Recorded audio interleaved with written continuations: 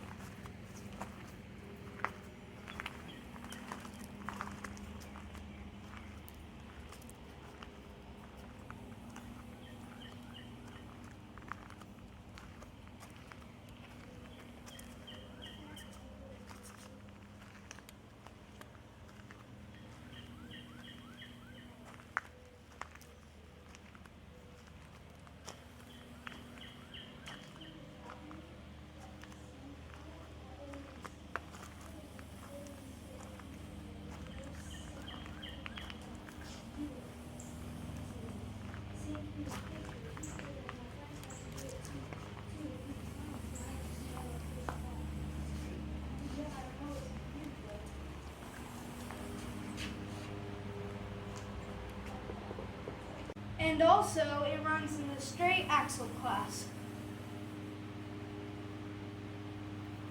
Make sure to like, subscribe, and comment on if you do race cars or not as a hobby.